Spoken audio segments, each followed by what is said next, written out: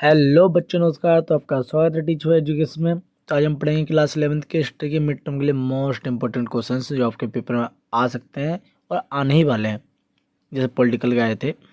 और हम इस वीडियो में हम बहुत सारे क्वेश्चन जानेंगे जो लास्ट 3 ईयर में जितने क्वेश्चन आए हैं उनका डिस्कस करने वाले हैं। हम उनका आंसर भी पढ़ेंगे, ठीक है। और अगर आप चैनल पर नए हैं तो कर लीजिए सब्सक्राइब, ताकि आपको और भी ऐसी हर सब्जेक्ट से जुड़ी वीडियो मिल सके, ठीक है। चलिए हम पहला क्वेश्चन पढ़ते हैं। अब पहला क्वेश्चन आपका, मेसोपोटामिया के खाद्य संसाधन चाहे कितने भी समृद्ध रहे हों, परंतु वहाँ पर खनिज संसाधन का अभाव था। उचित उदाहरण की सहायता से कथन की पुष्टि कीजिए। देखिए, जो मेसोपोटामिया चैप्टर है आपका पहला चैप्टर, तो इस मेसोपोटामिया के ऊपर बहुत सारे क्वेश्चन आते हैं, ठीक है। कि लेखन कला की पद्धति क्या थी, मेसोपोटामिया की देन क्या है विश्व को, या फिर मेसोपोटामिया के किस लिए प्रसिद्ध था, उसका शहरीकरण क्या था। ऐसे क्वेश्चन आते हैं, बड़े क्वेश्चन 8 मार्क्स में। ये तो आपको 3 मार्क्स में 4 मार्क्स में आया हुआ है। चलिए इसके पॉइंट पढ़ते हैं आपके। क्या आपका पॉइंट है कि मेसोपोटामिया की भूमि खाद्य उत्पादन के लिए बहुत उपजाऊ थी, क्योंकि यहाँ दजला और फरात नदियों के बीच की मिट्टी जलोढ़ थी। भाई आपको पता है जो मेसोपोटामिया दो नदियों के बीच में था, दजला और फरात। ये आपके मल्टीपल चॉइस में भी आता है। इन नदियों में मिलने वाले उपजाऊ मिट्टी के कारण यहाँ गेहूँ, जौ, खजूर आदि का भरपूर उत्पादन होता था, ठीक है। इसलिए मेसोपोटामिया को सभ्यता की जन्मभूमि भी कहा गया है। ये सभ्यता का विकास होना वहीं से प्रारंभ हुआ, इसीलिए। परंतु मेसोपोटामिया में खनिज संसाधन का भारी अभाव था। यहाँ ना तो पहाड़ थे और ना ही धातुएं या पत्थर पर्याप्त मात्रा में नहीं मिलते थे। इसीलिए जब भी व्यापार होता था तो वो दूसरी जगह से इन चीज़ों को लाया जाता था। आप इसका उदाहरण क्या लिखोगे कि उदाहरण में तो वैसे बहुत सारे उदाहरण हैं, बट आप इनमें से ये वाले लिख सकते हो। मेसोपोटामिया में तांबा, टिन, लोहा और पत्थर जैसी वस्तुएं नहीं मिलती थी। इसलिए वहाँ के लोग इन संसाधनों को विदेशी क्षेत्रों में व्यापार द्वारा प्राप्त करते थे। जैसे तांबा ओमान और बहरीन से लाया जाता था।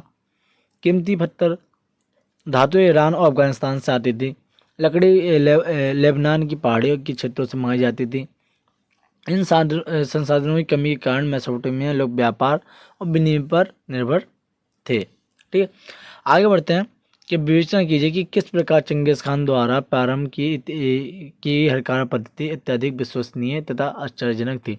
तो चंगेज खान के ऊपर जितने बड़े क्वेश्चन बनते हैं आप सारे पढ़ लेना, ठीक है। आपका नोट्स है, क्योंकि मेरे को चैप्टर बनाने का न्यूज़ चैनल तो इतना टाइम नहीं मिला है। बट अब चंगेज खान से जुड़े जितने बड़े क्वेश्चन बनते हैं ना, हरकारा पद्धति होगी, सैन्य उपलब्धियाँ होगी, तो उससे जुड़ा एक क्वेश्चन आएगा चंगेज खान के ऊपर, ठीक है। तो जरूर पढ़ के जाना है आपको। ये तो पढ़िए, ये आपको बहुत हेल्प रहेगा। मैंने बहुत सारे मैं 3-4 क्वेश्चन मैंने भी डाले हुए हैं चंगेज खान के, तो मैं गारंटी लेता हूँ। वैसे मेरे ज़्यादातर क्वेश्चन पेपर में आते हैं, ठीक। पॉलिटिकल आप देख सकते हो, उसमें से बहुत सारे क्वेश्चन आए हुए हैं 11th क्लास के, मॉर्निंग और इवनिंग शिफ्ट दोनों में, ठीक है। तो इसका आंसर पढ़ते हैं। आंसर क्या है कि चंगेज खान की हरकारा पद्धति वास्तव में अत्यंत विश्वसनीय और आश्चर्यजनक मानी जाती थी। इसे याम प्रणाली भी कहा जाता था। और नीचे इसके मुख्य बिंदु दिए गए हैं। अब देखो कौन से बिंदु हैं। भाई पहले तो है, आप देखो मैं थोड़ा पॉइंट खोल के लिखा हुआ है, आप उसको शॉर्ट पॉइंट में लिख सकते हो, ठीक है। तेज और संगठित संचार प्रणाली, देखो संचार प्रणाली बहुत फेमस है, जिस हरकारा पद्धति के अंदर डाला गया है। चंगेज खान ने अपने विशाल साम्राज्य और संचार के लिए घुड़सवार हरकारों का नेटवर्क बनाया था, जो बहुत ही तेजी से संदेश पहुंचाते थे। भाई हरकारा चौकियाँ, लगभग हर 25 से 30 मील दूरी पर विशेष चौकियाँ बनाई गई थी, जहाँ घोड़ों को बदला जाता था ताकि गति बनी रहे। 24 घंटे सेवा, ये हर कार्य दिन रात बिना रुके चलते थे, इसीलिए संदेश बहुत कम समय में एक जगह से दूसरी जगह पहुंच जाते थे। असुरक्षित मार्ग की व्यवस्था, भाई हर चौकी पर भोजन, पानी, आराम की जगह और अतिरिक्त घोड़े रखे जाते थे। इससे हर कार्यों की यात्रा सुरक्षित और तेज होती थी, ठीक है। विशेष पहचान पत्र की बात करें तो हर कारों को पेजा पेजा नाम की धातु की पट्टिका दी जाती थी, जो पहचान पत्र की तरह काम करती थी, जिससे कोई भी अधिकारी या व्यक्ति उन्हें रोक नहीं सकता था, ठीक। 5 पॉइंट लिखे हैं, 6ठा पॉइंट पूरा नहीं लिखा है। राजनीति और सैन्य सफलता का आधार, भाई ऐसी पद्धति के कारण जो है चंगेज खान की जो हरकार पद्धति थी, उसको राजनीति और सैन्य सफलता हासिल करने में सहायता की, ठीक। तो ये विशेषता हरकार पद्धति की। आगे बढ़ते हैं। अब क्वेश्चन नंबर 3 है कि कई रूपों तथा स्तरों पर दिखने वाली रोमन साम्राज्य की सांस्कृतिक विविधता का संक्षेप में वर्णन कीजिए। भाई रोमन साम्राज्य अत्यधिक विशाल था, जो यूरोप, एशिया और अफ्रीका और कई भागों तक फैला हुआ था। इस कारण वहाँ कई रूपों में, स्तरों में सांस्कृतिक विविधता देखने को मिलती है। तो रोमन साम्राज्य के जितने बड़े क्वेश्चन हैं उनमें से भी एक क्वेश्चन आता है, बट जो मेरे क्वेश्चन है वो आपको पढ़ के जाना है। अब क्या है, भाषाई विविधता पहला तो है ही, रोमन साम्राज्य की विविधता का पहला तो है भाषा के आधार पर। साम्राज्य के पश्चिमी भाग में लैटिन भाषा और पूर्वी भाग में यूनानी भाषा प्रमुख थी। इसके अलावा स्थानीय भाषाएं भी प्रचलित थी। धार्मिक विविधता की बात करें तो लोग विभिन्न देवी देवताओं की पूजा करते थे, जैसे रोम के देवता, यूनानी देवता, मिस्री देवी देवता, आइसिस, और बाद में ईसाई धर्म का भी प्रसार हुआ। ठीक है, आगे स्थानीय रीति रिवाज की बात करें और परंपरा की बात करें तो साम्राज्य के अलग अलग प्रांतों में स्थानीय त्यौहार, वस्त्र, भोजन और जीवन शैली अलग अलग थी, जिन्हें रोमन साम्राज्य में सम्मान दिया। और कला और वास्तुकला में विविधता की बात करें तो यूनानी कला का प्रभाव, मूर्ति कला में मिस्री शैली का प्रभाव, मंदिरों में और रोमन शैली का प्रभाव भवनों तथा सड़कों का निर्माण में दिखाई देता है। और सामाजिक और आर्थिक स्तर पर विविधता, भाई समाज में धनी, व्यापारी और सैनिक, दास, किसान आदि विभिन्न वर्ग थे, ठीक, जो अलग अलग जीवन शैली की ओर संकेत करते थे। ठीक, तो भाई ये विविधताएं हैं रोमन साम्राज्य की। आप तो अगर चैप्टर पढ़ाओ तो आप तो पॉइंट बना के भी लिख सकते हो, बड़ा ही ईजी पड़ता है ऐसे क्वेश्चन में। अगला कि स्पष्ट कीजिए चंगेज खान द्वारा नवजीवित लोगों पर शासन करने का उत्तरदायित्व किसे तथा किस आधार पर सौंपा गया है। अब ये क्वेश्चन आपका, ये लास्ट ईयर के क्वेश्चन पेपर में से उठाए मैंने क्वेश्चन, जो आपको दिख रहे हैं सारे। अब इसका उत्तर क्या, चंगेज खान ने एक विशाल साम्राज्य स्थापित किया था जो एशिया और यूरोप तक फैला हुआ था। इतने बड़े क्षेत्र पर शासन करने के लिए उसने एक संगठित प्रशासनिक व्यवस्था बनाई। उसने नवविजित मतलब नए जीते हुए क्षेत्रों के शासन पर उत्तरदायित्व विशेष आधार पर सौंपा। अब किसे सौंपा भाई, मुख्य बिंदु इसके क्या, विश्वास पात्र सेनापतियों और परिवार के सदस्यों को शासन सौंपना। पर चंगेज खान ने नवजीवित क्षेत्रों पर प्रशासन और विश्वसनीय सेनापतियों और पुत्रों और नातेदारों को सौंपा ताकि शासन स्थिर रहे और विद्रोह की संभावना कम हो। ठीक, योग्यता और निष्ठा का आधार, शासन का उत्तरदायित्व जातीय जन्म के बजाय योग्यता और निष्ठा के आधार पर दिया जाता है। जो अधिकारी सक्षम, ईमानदार और कुशल होते हैं उन्हें महत्वपूर्ण पद दिए जाते हैं। ठीक, अगला सैन्य अनुशासन पालन। चंगेज खान की व्यवस्था में हर अधिकारी को सैन्य अनुशासन और आदेशों की कड़ाई से पालन करना पड़ता था। मतलब इससे शासन सुदृढ़ और नियंत्रित बनाया जाता था। अब भाई चंगेज खान की जो नीतियाँ थी, जो कानून थे, बहुत कड़े थे, जिसको हर किसी को फॉलो करना पड़ता था, वरना उसे मौत की सजा दे दी जाती थी या फिर उससे भी बुरी सजा। स्थानीय शासन प्रणाली को बनाए रखना, भाई जहाँ संभव होता वहाँ के स्थानीय शासकों द्वारा प्रमुखों को उनकी निष्ठा के बदले पद पर बनाए रखा जाता था। ठीक, आगे बढ़ते क्वेश्चन 5 है आपका कि चर्चा कीजिए कि लगभग 2600 ईसा पूर्व के आसपास मेसोपोटामिया के लेखन की कीलाकार वर्णयुक्त सुमेरियन भाषा के लेखन का प्रयोग किन किन चीज़ों में किया जाता है। अब देखो जो लेखन, अब इसकी क्वेश्चन तो डायरेक्टली पूछा गया, इसको कैसे पूछा जाता है डायरेक्टली कि लेखन कला के बारे विशेषता बताइए, मेसोपोटामिया की जो लेखन कला है उसकी विशेषता बताइए।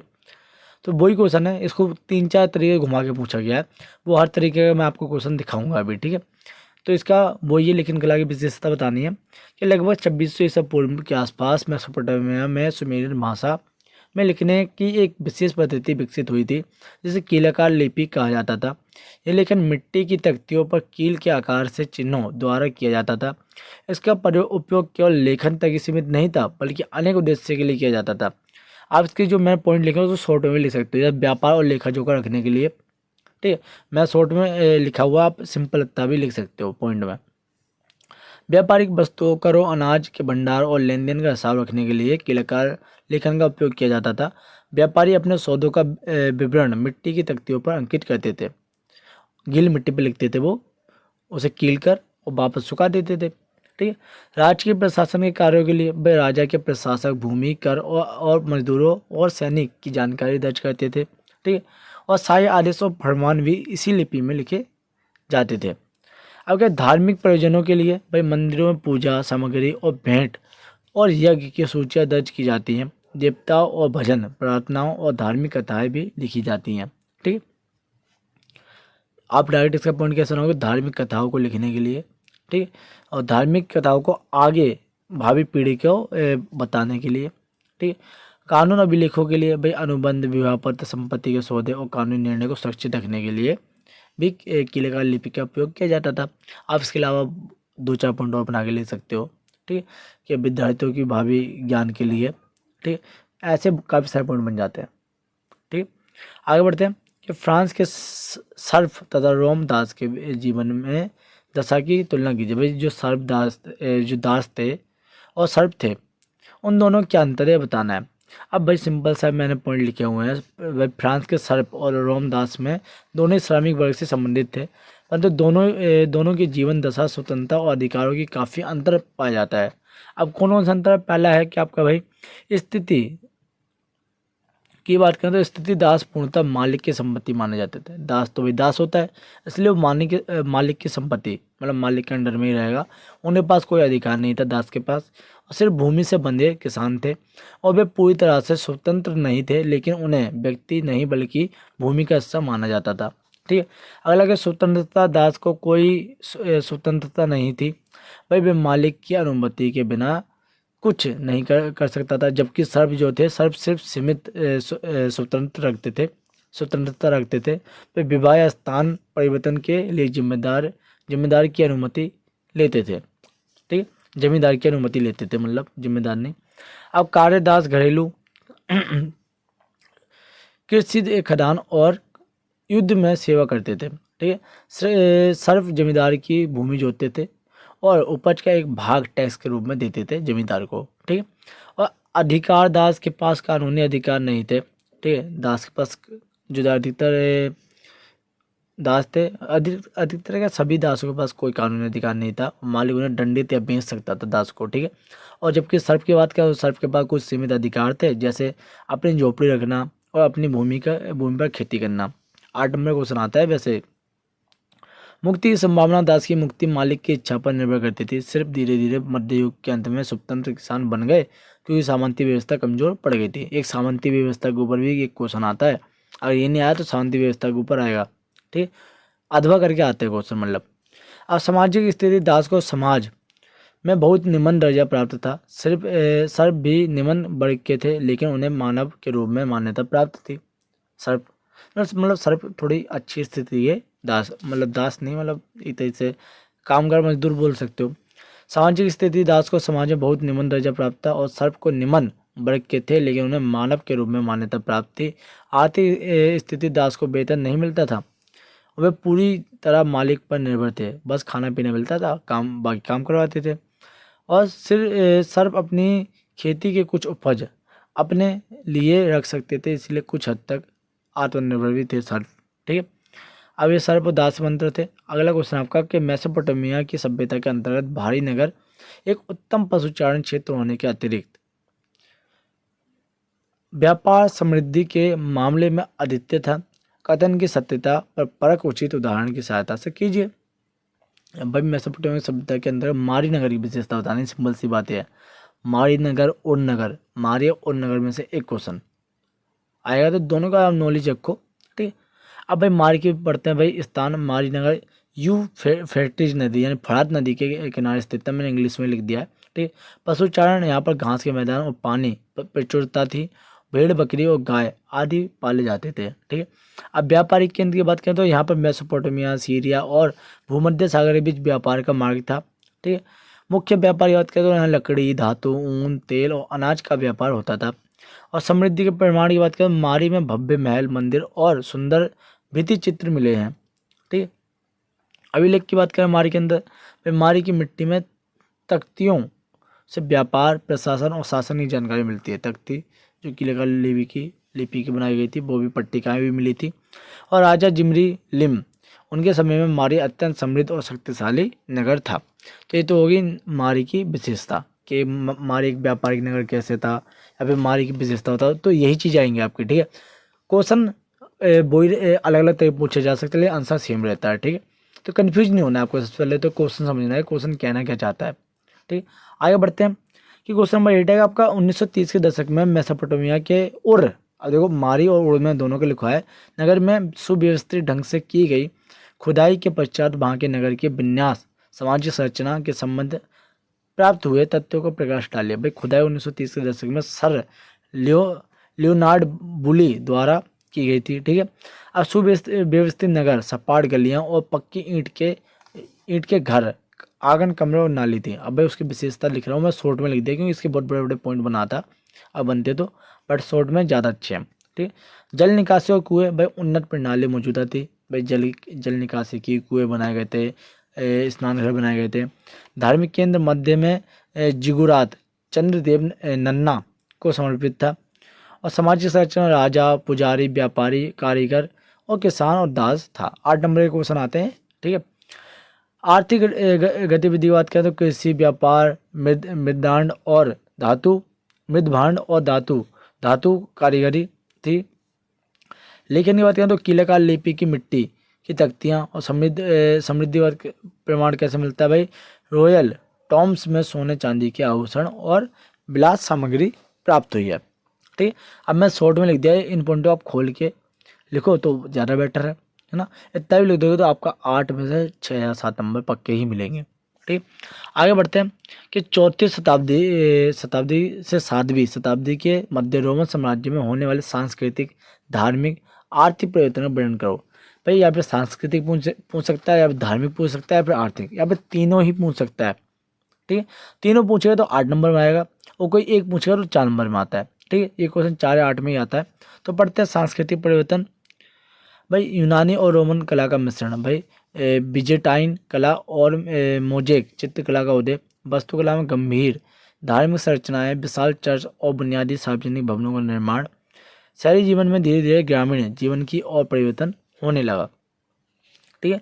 और धार्मिक परिवर्तन की बात करें तो भाई ईसाई धर्म के आधिकारिक धर्म की मान्यता मिली 313 ई में, ई मतलब ईसा पूर्व, और मिलान का आदेश था। और पंथों और बहुदेववाद की जगह एकस्वरवाद का प्रभुत्व आया, और चर्चों का सामाजिक और राजनीतिक प्रभाव बढ़ा, और धर्म में राज्य का मेल यानी सम्राट धार्मिक मामलों में भी प्रमुख भूमिका निभाने लगे। आर्थिक परिवर्तन की बात करें तो भाई भारी कर और भूमि कर लगे यानी टैक्स, और छोटे किसान आर्थिक दबाव में आए, और कृषि प्रधान अर्थव्यवस्था, शहरी व्यापार और धीरे धीरे घट गया, और मुद्रास्फीति और व्यापार में गिरावट, विदेशी व्यापार सीमित हुआ, और जमींदार का प्रभाव बढ़ा। फ्री किसान सर्प बनने लगे। सर्प यानी कि भाई सर्प एक ऐसे लोग हैं, जैसे हमने ऊपर पढ़ा कि जो लोग जमींदारों की खेतों की जुताई करते हैं। ठीक है। उनके पास खुद की ज़मीन नहीं होती है, बस खुद की छोटी मोटी झोपड़ी होती है रहने के लिए बस। ठीक। आगे बढ़ते हैं। क्वेश्चन नंबर 10 है कि सामंतवादी समाज में सामाजिक आर्थिक संबंध को प्रभावित करने वाले कारकों का विश्लेषण कीजिए। भाई भूमि का अधिकार और स्वामित्व, भूमि सामंतों के पास थी और कृषि कार्य मुख्यतः किसान सर्पों द्वारा किया जाता था। ठीक है। भूमि का नियंत्रण ही सामंत की शक्ति और प्रतिष्ठा तय करता था। ठीक है। और 2 है आपका कि सामाजिक पद और जन्म आधारित व्यवस्था, समाज में वर्ग विभाजन, सामंत यानी जमींदार, सर्प किसान और कारीगर और दास, इन 4 वर्गों में बांटा हुआ था। सामाजिक पद निर्धारण में जन्म, वंश और संपत्ति प्रमुख भूमिका निभाते थे। ऊंचे वर्ग का प्रभाव निचले वर्ग के आर्थिक और सामाजिक जीवन पर सीधे पड़ता था। और आर्थिक उत्पादन और उपज का विवरण करें तो किसान और सर्प अपने उत्पादन का बड़ा हिस्सा सामंत को कर या उपज के रूप में देते थे। ये आर्थिक संबंध निर्भरता और समानता पैदा करता है। ठीक। अब सैन्य सुरक्षा की बात करें, सामंतों का सैन्य बल उनकी शक्ति और सुरक्षा का आधार था, और सुरक्षा के बदले सर्प से कर और मजदूरी ली जाती थी। ठीक है। और स्थानीय और राजनीतिक नियंत्रण की बात करें तो सामंत अपने क्षेत्र का कानून और न्याय नियंत्रित करता था। सामंतों का यही काम था, कानून को नियंत्रित करना और न्याय को नियंत्रित करना। ऐसे सामाजिक और आर्थिक संबंध सामंत के अधिकारों का आधारित रहते थे। हालांकि धार्मिक और सांस्कृतिक प्रभाव, धर्म और रीति रिवाज सामाजिक और आर्थिक व्यवहार को प्रभावित करते थे। मंदिर और धार्मिक संस्थाएं भी भूमि और उत्पादन पर अधिकार रखती थी। ठीक। तो ये थी सामंती व्यवस्था। आगे बढ़ते हैं कि नाइट, तो इसके ऊपर आपके पैराग्राफ में भी आ सकता है, मतलब पैराग्राफ बना के देते हैं और क्वेश्चन पूछे। इसके ऊपर आपके पास 1 या 2 नंबर का क्वेश्चन आ सकता है, इसके ऊपर 4 नंबर का क्वेश्चन आ सकता है, और इसके ऊपर 8 नंबर में क्वेश्चन आ सकता है। नाइट किस प्रकार के लोगों का वर्ग था, लॉर्ड द्वारा नाइट को दी जाने वाली भूमि क्या कहलाती थी, या फिर एक नाइट अपने लॉर्ड को किस प्रकार संबंध रखता था। 3 क्वेश्चन, तीनों आंसर पढ़ते हैं। नाइट किस प्रकार के लोगों का वर्ग था भाई? नाइट मध्ययुगीन यूरोप का सैन्य वर्ग था। ये सैनिक और शूरवीर होते थे जो युद्ध में लॉर्ड की सेवा करते थे। अक्सर ये भूमिधारी सामंतों के वफादार योद्धा भी होते थे। और दूसरा है कि भाई लॉर्ड द्वारा नाइट को दी जाने वाली भूमि क्या कहलाती है? भाई लॉर्ड नाइट को भूमि फ्यूड या फिर फ्योडल भूमि के रूप में देता था, और यह भूमि नाइट की सेवा और वफादारी के बदले दी जाती थी। अब आगे के एक नाइट अपने लॉर्ड को किस प्रकार संबंध था? नाइट वफादारी की शपथ लेकर लॉर्ड से जुड़ता था। उसके अंतर्गत नाइट लॉर्ड की सैन्य सेवा करता था, लॉर्ड को सुरक्षा और आदेशों का पालन करता था। बदले में लॉर्ड उसे भूमि और सुरक्षा प्रदान करता था। क्वेश्चन नंबर 12 आपका कि मेसोपोटामिया के लोग लेखन के लिए किस लिपि का प्रयोग करते थे? और लेखन के प्रयोग में लाई पहली पट्टिका के निर्माण की प्रक्रिया समझाइए। अरे घूम फिर के क्वेश्चन वही आ रहे हैं, ठीक है। मतलब भाई लिपि की विशेषता बतानी है वहाँ की, मेसोपोटामिया की। तो मेसोपोटामिया में प्रयोग होने वाली लिपि, भाई मेसोपोटामिया के लोग कीलाकार लिपि का प्रयोग करते थे, ठीक, जिसका हमने ऊपर ही पढ़ा था। ये लिपि सुमेरियन भाषा में विकसित हुई थी। चिन्हों का आकार कील की तरह होता था। और पहले मिट्टी पट्टिकाओं का निर्माण और लेखन की प्रक्रिया, मिट्टी तैयार करना, चिकनी मिट्टी पर समतल और आभारी आकार डालते थे, चकोर टाइप। और लेखन उपकरण भाई स्ट्रॉ या फिर लकड़ी या फिर कांसे की छड़ी का प्रयोग करके मिट्टी पर चिन्ह बनाते थे। और प्रत्येक चिन्ह की चोट कील के आकार की होती थी। और सुखाना या पकाना, लेखन के बाद मिट्टी को पट्टिका को सूरज में सुखाया जाता था या आवश्यकता अनुसार भट्टी में पकाकर स्थायी बना दिया जाता था, या टूटे फटे ना खराब ना हो, ठीक है। उद्देश्य लेखा जोखा, व्यापार, अनुबंध और प्रशासन के लिए आवश्यकता अनुसार पट्टिकाओं को संग्रहित करना, ठीक है। तो ये मेसोपोटामिया के लेखन कला या फिर कीलाकार लिपि की विशेषता, ठीक। आगे बढ़ते हैं। उन तथ्य घटनाओं का वर्णन कीजिए जो चंगेज खान को सही मायनों में सार्वभौम शासक बनाती है। अब एक विशाल साम्राज्य की स्थापना की उसने। वह चंगेज खान ने मंगोल साम्राज्य को एकजुट किया और एशिया के विशाल हिस्से पर शासन किया। उसका साम्राज्य तिब्बत, चीन, रूस और मध्य एशिया तक फैला हुआ था, ठीक है। और जो सैन्य संगठन और विजय, उसने सशक्त और अनुशासित सेना बनाई। उनकी रणनीति, घुड़सवारी और युद्ध कौशल भी अद्वितीय थी, ठीक है। हरकारा पद्धति सबसे विशेष तो यही है। संचार का तेज और विश्वसनीय नेटवर्क बनाया। इससे दूर दराज के प्रांतों तक तुरंत आदेश और सूचना पहुंचती थी। कानून और प्रशासन की बात करें तो भाई यासा नामक कानून लागू किया। न्याय कर व्यवस्था और प्रशासन नियम बनाए। और धर्मनिरपेक्ष की बात करें तो विभिन्न धर्मों को, संस्कृति को सम्मान दिया। इससे नए क्षेत्रों और शांति और सहयोग बना रहा।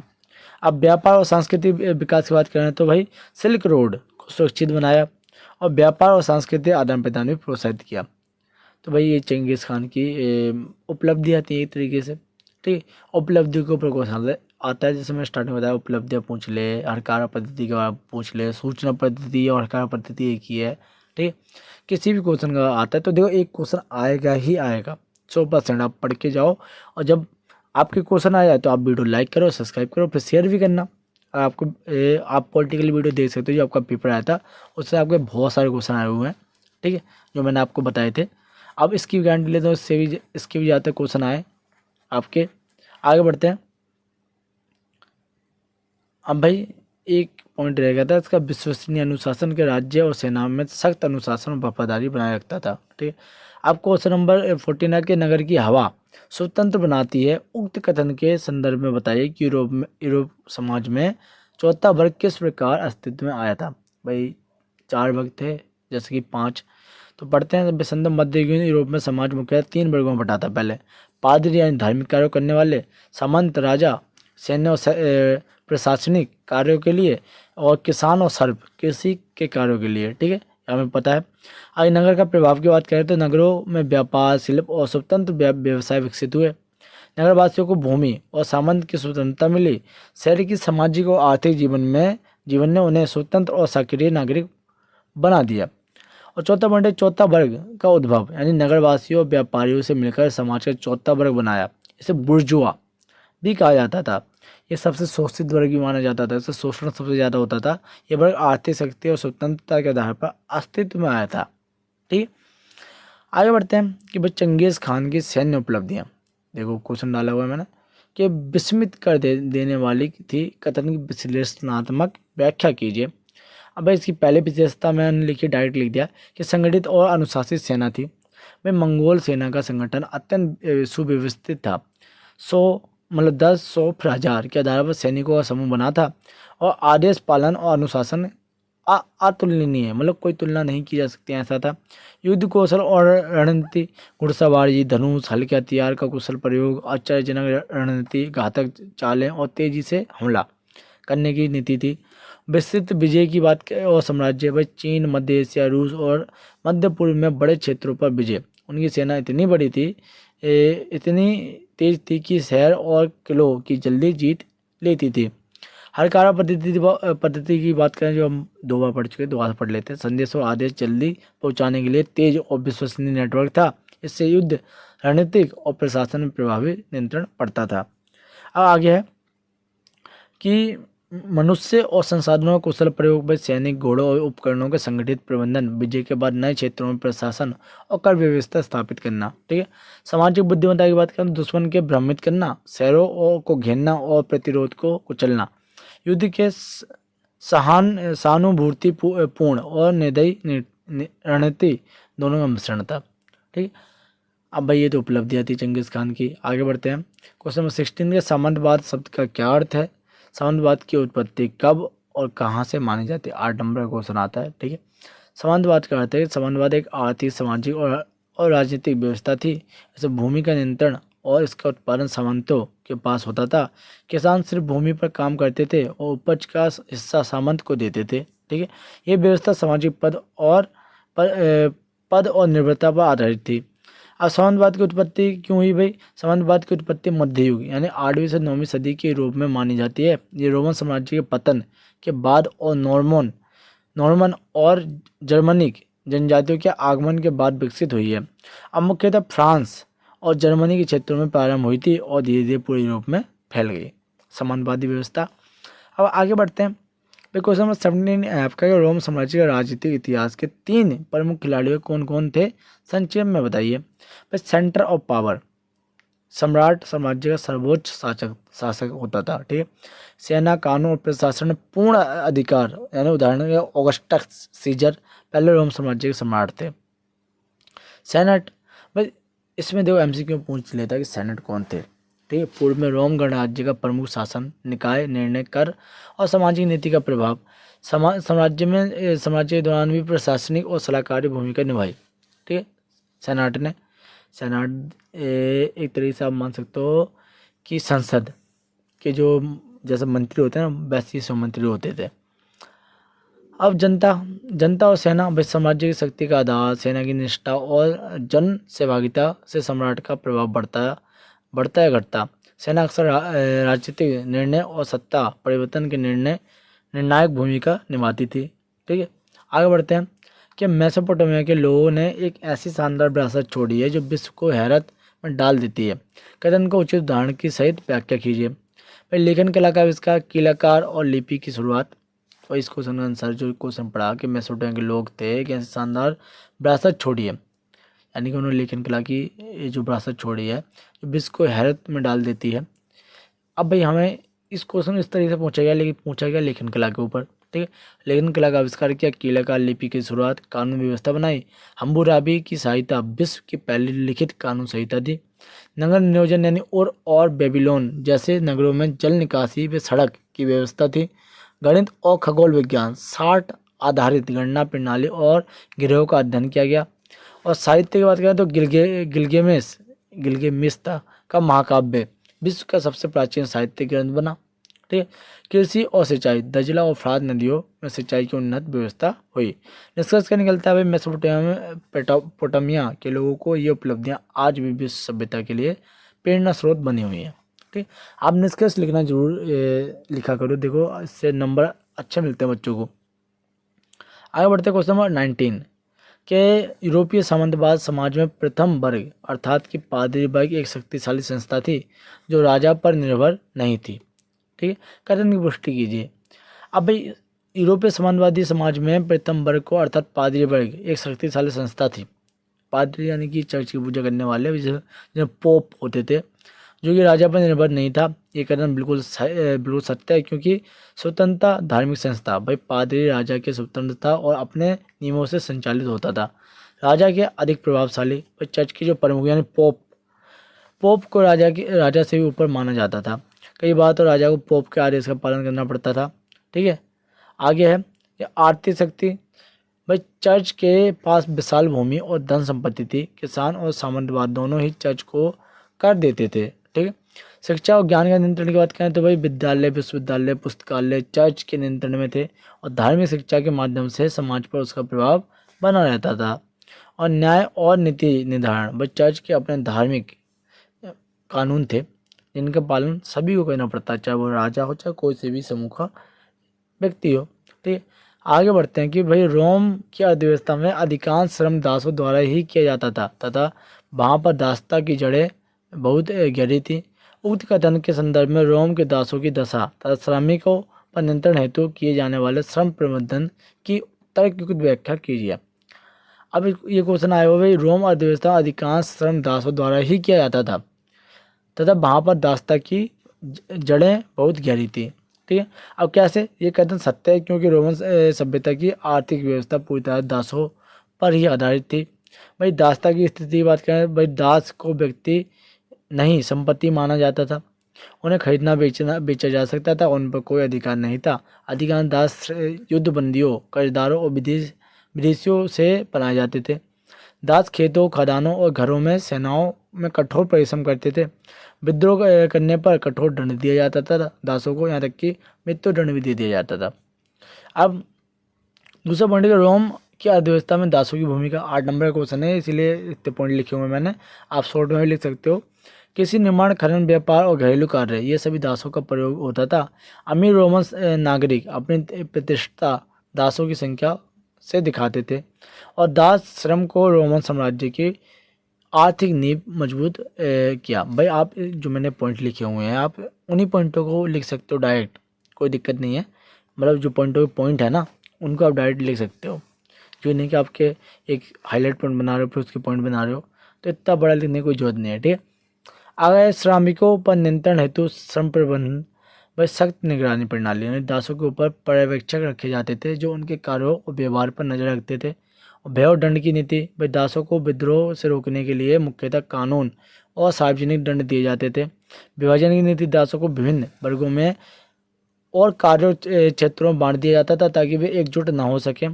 आर्थिक प्रलोभन, यानी कुछ योग्य दासों को बेहतर भोजन, कपड़े और स्वतंत्रता का वादा किया जाता था ताकि वे मेहनत से काम करें।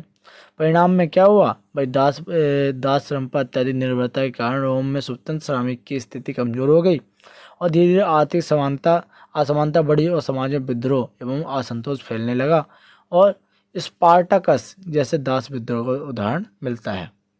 ठीक, तो ये तो आपके लास्ट ईयर जो पेपर थे उन पेपर से उठाए गए क्वेश्चन है। उसके अलावा हर चैप्टर से मैं बता देता हूँ आपका जो चैप्टर है लेखन और नगर जीवन, तो भाई उससे ये क्वेश्चन आता है कि मेसोपोटामिया की सभ्यता की प्रमुख विशेषता बताइए। अभी मेसोपोटामिया में लेखन कला का विकास कैसे हुआ, और या फिर मेसोपोटामिया की सभ्यता विश्व की प्रथम नगरीय सभ्यता थी, स्पष्ट कीजिए कैसे। ठीक है, हम्मुराबी की सहिता का महत्व बताइए, या फिर मेसोपोटामिया के लोगों ने शानदार विरासत छोड़ी है, उचित उदाहरण द्वारा समझाइए। इनमें जो जो क्वेश्चन बोल रहा हूँ ना आपको, ये इनमें से एक आएगा, 100% आएगा। ठीक है, अगले चैप्टर की ओर बढ़ते हैं, लेखन और नगर जीवन। मेसोपोटामिया की सभ्यता की प्रमुख विशेषता बताइए। देखो 2 बार हो गया है, 1 मिनट इसको हटा देते हैं। अगला चैप्टर आपका 3 महाद्वीपों में फैला साम्राज्य है रोमन साम्राज्य। रोमन साम्राज्य की प्रमुख विशेषता और रोम की अर्थव्यवस्था में दासों की भूमिका। देखो दासों वाला तो आता ही आता है, देखो चाहे पैराग्राफ में पूछ ले, चाहे 8 नंबर में पूछ ले, चाहे 4 नंबर में पूछ ले, आएगा 100% आएगा। रोम में दासता की जड़ें बहुत गहरी थी, तर्क सहित स्पष्ट कीजिए। जो हमने लास्ट क्वेश्चन पढ़ा ना उसी के ऊपर था। ठीक है, आंसर जो पढ़ा। ऑगस्टस के शासनकाल की मुख्य उपलब्धियाँ क्या थी, लिखिए। रोम के पतन के मुख्य कारण क्या थे, बताइए। तो ये तो आपका सेकंड चैप्टर। और थर्ड चैप्टर की ओर बढ़ते हैं कि चैप्टर में इस्लाम का उदय, भाई इस्लाम धर्म की स्थापना, उसके संस्थापक का नाम। ये तो शायद आपका नहीं आ रहा है, 1 मिनट, फिर आप क्वेश्चन देख सकते हो, कोई दिक्कत नहीं है। हालांकि यूरोप में सांस्कृतिक परिवर्तन, भाई पुनर्जागरण से आप क्या समझते हैं, पुनर्जागरण के कारणों की व्याख्या करें। और ह्यूमनिज्म क्या था और यूरोप साम्राज्य में चर्च की भूमिका और प्रभाव बताइए। ये क्वेश्चन आता है। ठीक। पादरी वर्ग एक शक्तिशाली संस्था थी जो राजा पर निर्भर नहीं थी, स्पष्ट कीजिए। पादरी वर्ग के ऊपर आ जाता है, किसी एक वर्ग के ऊपर। चैप्टर है मूल निवासियों का विस्थापन। भाई यूरोपीय उपनिवेशवाद में मूल निवासी का क्या प्रभाव पड़ा। अमेरिका और ऑस्ट्रेलिया के मूल निवासियों की स्थिति पर प्रकाश डालिए।